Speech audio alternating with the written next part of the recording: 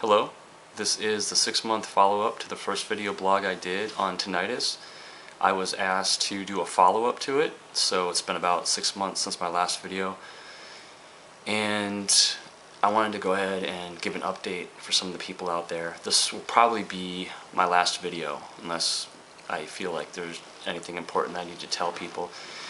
I did one last October, and I've had tinnitus since September of 2010. Tinnitus is a loud, intrusive ringing in the ears, and at the end of the video I'm going to answer some of the questions that people have messaged me. I've gotten messages from like other cities, countries, all around the world. People had questions for me. So in my last video I wanted to start by saying that I'm not peddling a cure or trying to sell anything to anyone, and I wanted to go ahead and state that now because it sucks that I have to say that, but if you glance over at the column next to the video, I'm sure you're going to see lots of clips from people like trying to peddle cures. I cured my tinnitus and you can too, and all this other kinds of stuff. So don't fall for any of that. It doesn't work and you'll just end up wasting your money. So let me start off by sharing my progress so far. And the reason I haven't updated my video in so long is because I wanted to let some time pass and see what changes have occurred, and many have occurred, both some positive and some negative. So for those of you who have tinnitus or tinnitus, it can be pronounced anyway, you're not alone. What I read was there's over 50 million people just in the US alone that have it, and I ended up joining the club at age 35, and from where I got it from, I'm not specifically sure. It may have been a combination of things. I was on an antibiotic, which was polymyxin, neomycin sulfate B eardrops for an ear infection I had. But I also happen to be an artist and a musician, so I've been around loud music since I was probably 15. But initially, my ENT doctor couldn't really rule out anything as a specific cause. So do I still suffer from tinnitus almost a year and a half later? Yes and no. I still have tinnitus. I don't really suffer from it as much as I used to. After about 14 months, I started becoming, I guess you could say, habituated towards it. Like many of you out there, I have good days and I have bad days. Some days I can barely hear it. Like it's not even there. You'd have to put me in a room and I would have to concentrate and focus on it in order to hear it. And other days I'll wake up and it'll be really, really loud. So what has happened in the last 18 months or so, since my habituation, I noticed that I no longer have to wear an iPod with the white noise masters to sleep at night. I still sleep with a fan on, but that's something that I've been doing since I was a teenager, so that just helps me relax. I really started to feel like I was cured when I started having gaps. So after I got tinnitus, there'd be a few days where I couldn't hear it, and then I thought, wow, it's gone away for good. But the way it works is that your brain is able to relax more to it, and I might not have it as bad as some people. I have it chronically in my left ear. My right ear doesn't really seem to be bothered by tinnitus or really have it, but the first year is the hardest, and that was so bad that I ended up going to a therapist for it because I was depressed, I was anxiety ridden, I couldn't sleep. I literally had a panic attack one night, and I ended up being prescribed some medicine. I took Valium just so I could sleep, and I don't normally drink alcohol. I did find myself drinking wine and things like that to help me sleep. I wouldn't recommend any of that kind of stuff, actually. I'm not a doctor, so the best advice I can give people out there that have been suffering from this condition is go see an ENT doctor, and otolaryngologist is what they're called, and they'll be able to do screening tests and to see if you have hearing loss, because there's lots of different causes from tinnitus. I ended up buying a water fountain and putting it next to my bed because I noticed when I was in the shower I couldn't hear the tinnitus, and so that has helped a little bit. And also I've always liked the sound of like running water, so that's always helped me relax. There are some other treatments out there that I'll address at the end of this video from people that have asked me about things that I've tried. But there was something weird that happened to me after I started to habituate towards it. After about a year, I woke up one day and there was a second tone in my ear, and this one had a pulsative tone to it. It was like swooshing at the rate of my heartbeat. I also had vertigo and numbing pains and needles feeling on the outside of my ear, which I still have to this day. It's kind of like a numbness feel. So I went to my primary care physician, and they didn't really know. They said, well, it'll probably just go away. And then I went to my ENT doctor again, and they told me that the pulsative tinnitus was probably caused by blood pressure within the ear, and the vertigo could have been caused by stress. So he checked both my ears and said they were fine. There's no signs of an infection. Luckily, all the symptoms went away after about 4 weeks. And the tingling session, I still have it. I can feel it now. It comes and goes. And I'm actually going back to the doctor to have that checked out. I met someone in a forum. There's lots of message boards and forums for people that suffer from these chronic conditions. And I met somebody who had the same thing, and they said that their doctor said it was an aggravated or a pinched nerve, and there's not really a whole lot they can do for it. They end up getting, I think, lidocaine, and it's like a topical ointment they put on their ear, and then that takes away some of the pain or some of the sensation, so I might try that. But overall, I'm a lot happier than I was, and I'm doing a lot better. I would say I'm probably 75% back to my old self. I can't really stress this enough that you have to manage the condition and not obsess over the things that you cannot control, because it has a mind of its own. Obviously, you want to avoid caffeine, you want to get a lot of sleep, try to stay active, but there are times when it'll just go off for no reason. Other times you can be stress-free and doing really well, and it will come up and get you. And then other times you can be, not doing so well, and it'll just go away. So it's kind of got its own mind. But focus on the positive things in your life that you can control, and just try to let go of guilt and regrets, because that was one of the things that was bothering me and really keeping me up at night. A lot of people out there that are watching these videos, it's like you kind of wish that you could turn back time to before you had tinnitus or whatever illness you might be suffering from, and you want to go back to the days where before you had it. And I notice when I look at old photographs, sometimes that'll be the first thing that comes into my mind, is like, that was before I had this condition. You feel guilty because maybe you went to a rock concert and you didn't wear earplugs, and now you have this condition the rest of your life.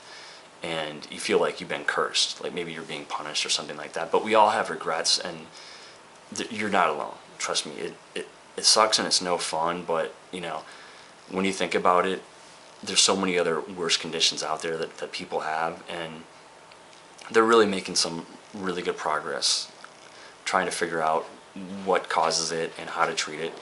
So you're going to end up being a stronger, better person in the long run. That's my philosophy on it. Basically, with me, before I damaged my hearing, I never even heard of tinnitus. I didn't know what it was. It's something that we need to change by raising awareness, which is why I'm making these videos. Hopefully somebody out there will watch this, and then they'll remember to wear earplugs if they're around loud music, and really take care of their ears. I don't want other people to go through like the same suffering that we've had to go through. So the bottom line is that you will get better. Your tinnitus will calm down. You might have good days and bad days like everything else, but over time you'll learn to ignore it, and life goes on. So I want to go ahead and just really quickly, before I end the video, answer some questions that I've gotten. I've gotten a ton of messages from people that ask me specific questions. And once again, I'm like everybody else. I'm not a doctor.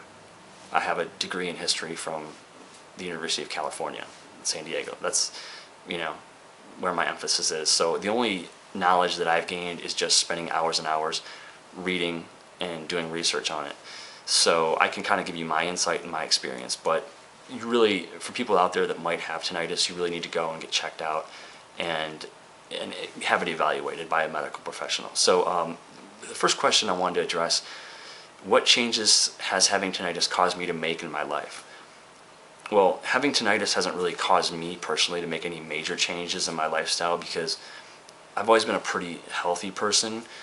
I've had weight fluctuations from time, but even before I had tinnitus, I used to like run and work out. I quit eating fast food back in 2001 because of an allergic reaction to a bad fish sandwich or something. But I still eat pizza. I still eat lots of Italian food. I eat Chinese food and things like that. I know salt isn't very good for it. Lots of caffeine can be bad for it.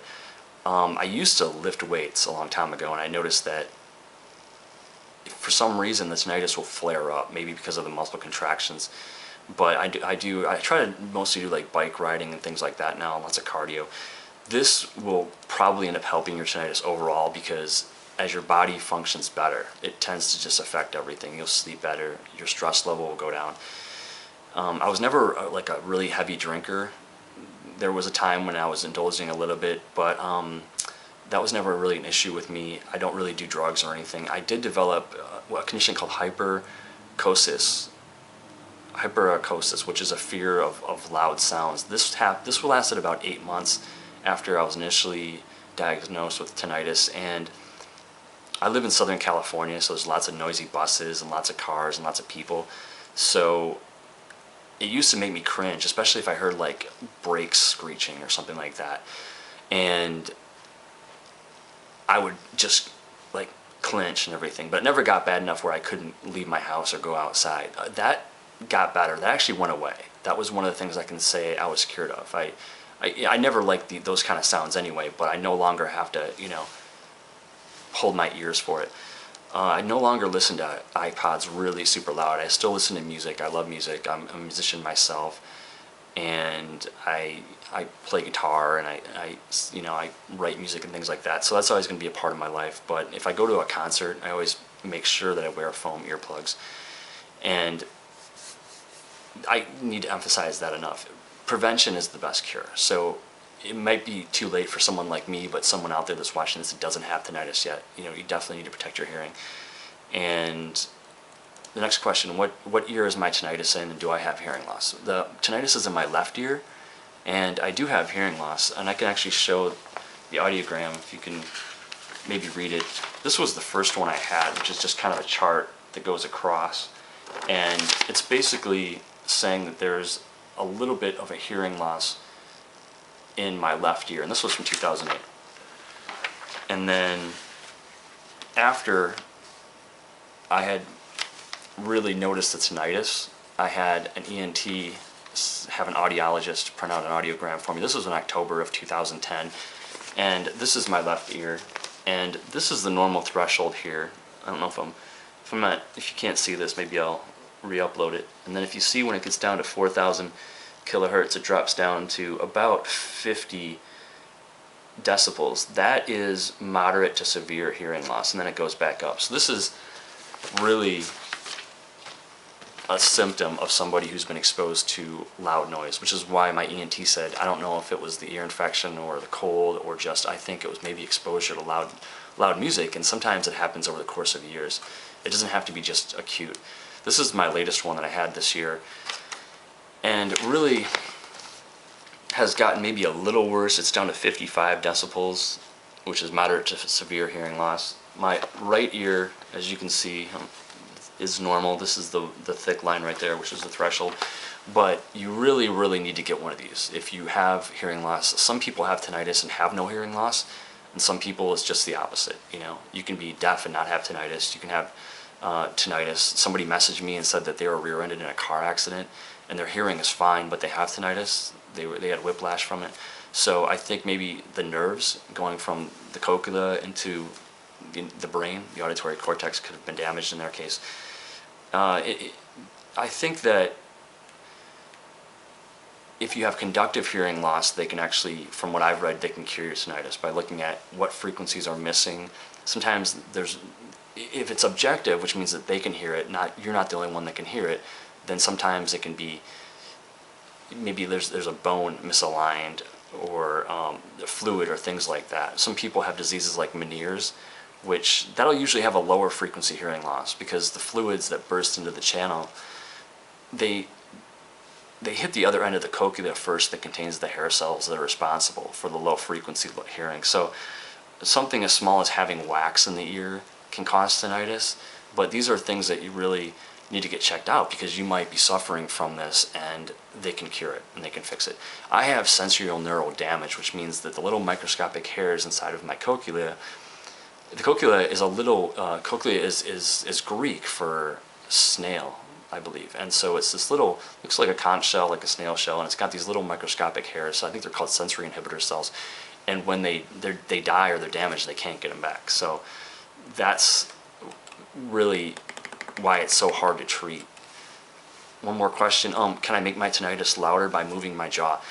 Some people can. I know that personally I can't affect it by moving my jaw. Some people might have TMJ, which is temporal mandibular joint disorder, and their tinnitus can be aggravated, I guess, by the nerve tissue that connects to the ears. We have a vestibular system that goes all throughout our body, and I guess that's connected.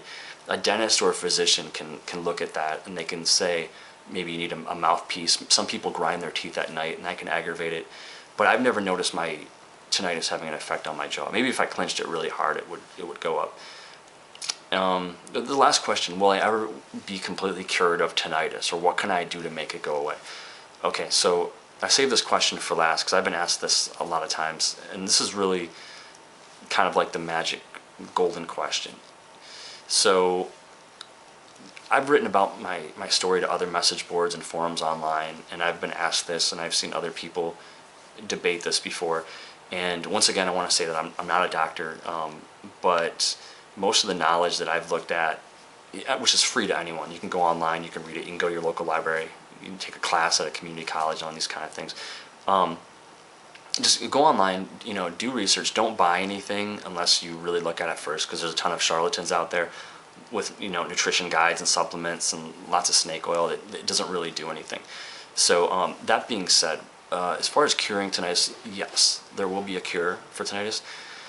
There are two ways being currently researched. The first is to target the brain's reaction to the damage in the ear by remodulating the brain's reaction to it, because we know it's not caused in the ear, it's actually caused by your brain because of damage in the ear. So this research is being done through different ways. There's vagus nerve stimulation. There's a link down at the bottom that is, there's a neurophysicist named Dr. Will Rossellini. He's maybe he's not a doctor, he's a scientist that's doing research on vagus nerve stimulation. And there's also RTMS, it's a cranial transmagnetic stimulation, I think. And what they're trying to do is they're trying to allow the brain to ignore the sound that you hear in your ear. Now, it's not going to treat your hearing loss in most cases, but if you can get the tinnitus to be gone, I think most people will be able to live with that, even if they have to use a hearing aid or something else to hear. People that have moderate hearing loss like me, your tinnitus is really the biggest obstacle I have. And I really only notice my hearing loss if I have an iPod or headphones on. I can always notice it's a lot louder and clear in this, not a lot louder, a little bit louder in this ear than in this ear. And essentially what your brain is doing is overcompensating for the loss of inputs it's no longer receiving. So let's say your ear is kind of like a microphone and you can't hear yourself in the microphone anymore. Your initial reaction is to turn up the volume. Well, that's what your brain is doing. It's turning up the gain, and you're hearing the feedback that's coming from that microphone almost. It's like, that's why a lot of the tones that people hear are really high pitched, because that corresponds with the frequencies of their tinnitus. If you hear like a pulsative tone, that could be something different altogether. But this is something that people have been really looking at, and they kind of look at it as like a phantom sound, I guess. If somebody's lost a limb, they can still feel sensation sometimes and pain in that limb, because the sensation in the extremity is generated in the brain. It's not necessarily generated just in the nerves. So the other way that's being researched is sensory inhibitor cellular regeneration. This can be achieved in various ways, either using existing stem cells or modulating the cells themselves to reproduce and attach to the receiving nerve connection inside the cochlea. This is probably the cure. I mean, a cure is basically reverting the patient back to the original state that they were in before they had the illness. So what you're doing is it's like a time machine. Okay, you're damaged, you're not damaged anymore. This is years away, but they're making really good research on it right now. They've already been doing experiments with mice and things like that. I'm cautiously optimistic that I would say in probably 20 years they'll have successful human trials and maybe 80% of all hearing loss and tinnitus will be cured. But it will happen within our lifetime. I'm still fairly young. I'm in my 30s, so I imagine I'll probably see it, within 20 years. Stanford University has an initiative on hearing loss, and they said within 5 years they're going to cure a rat or a mouse. Right now, the problem with injecting the stem cells is that tumors develop. So if they get past that, I know the University of Tokyo has been doing a lot of research on it also, and then have the first clinical trials in 10 years. Now, why I said 20 years is because we all know that just because you have a clinical trial, it can be years after that before the FDA approves it and they get people aware of what's going on, and they have to refine it because it's obviously never going to be for everybody. But I'm pretty sure they really got it figured out. I mean, even 20 years, 30 years before, they didn't really even know where tinnitus came from. So now they know why, and it's really scaling down the technology, the imaging technology to look at it and see, oh, those are the damaged cells. How are we going to get those cells to regenerate? But technology, in medicine moves slow. Progress is slow. It's underfunded. The best thing to do is to raise awareness. The second part of this question, okay, so what can you do now if you have tinnitus? The first thing I mentioned is to go get checked out by a reputable, experienced otolaryngologist. Get a hearing test and determine what is causing the tinnitus. Even if they can't narrow it down specifically, they'll have a better idea of how to treat it if they know exactly what's causing it. In some cases, it might just go away on its own. There's people that have had tinnitus for a couple months and then woke up and it was gone. Avoid salty foods high in artificial sugars. Alcohol is probably not a good idea, especially if it's in crazy amounts. Have your medications checked for ototoxicity because some medications can actually cause tinnitus and hearing loss. Stay active, stay positive. Depending on your case, you might decide to go with notch music therapy like neuromonics or TRT, which is tinnitus retraining therapy. I haven't done neuromonics. I've heard people say it works great. I've had other people say it didn't work at all for them. It's expensive. It's about $5,000. It takes a long time, probably months and months before you really notice anything. And it's not a cure. I think it's like notch music therapy, which is a whole other video on itself. I could get into that, but it's something that none of these things are all just ways to manage it and hopefully maybe alleviate it, but it's not going to permanently fix your tinnitus. Counseling and therapy, somebody to talk to about it. If you have a spouse, let them know that there's going to be days where you're going to have to take a nap or just relax or do what you can. If I need immediate relief, I jump in the shower or listen to broadband white noise. This is what I use. Let me show you guys. These are Sony MDR W08 headphones, and what I did was I took these little cushions that you can buy. You can get them at Radio Shack or whatever. They're little earbud cushions, and I wrap them with a rubber band so they stay on tight. And I used to do this when I would run and work out because sweat would go into my ear and then it would ruin the headphones. But I can sleep with these and they stay in my ear, and unlike earbuds, they don't fall out. And I have this, which they don't make these anymore, but you can find them on Amazon or eBay. It's called a Creative Zen Nano Plus, and I like these better than the iPods because I don't like the wheel on the iPod. I like this, and it's got a built-in microphone, and you can encode MP3s right on the spot. So also what I did was I went and I bought these CDs. They're only about $2, maybe $2.50 a piece. You can get them at the American Tinnitus Association, ATA.org. They have sounds of waterfalls, running water, or you can just go to YouTube and you can encode them, watch them, download them, do whatever. There's lots of this kind of stuff on there. You shouldn't have to suffer because there's lots of resources for people that need relief right away. And masking has really saved my life because without masking, I wouldn't have been able to sleep. I mean, it's bottom line. And it works great. Just mix it in with your tinnitus. Don't totally crank it. You don't want to make your tinnitus or hearing worse. Just get it to a level where it mixes in with it, and then gradually go down and down and down as your tinnitus goes down. That's the best way to do it. And they teach you how to do that if you take a tinnitus retraining therapy course. How to mask it so you're not making it worse. You're just going to make it better. Get lots of sleep, because definitely I notice if I don't get sleep, it can affect my tinnitus.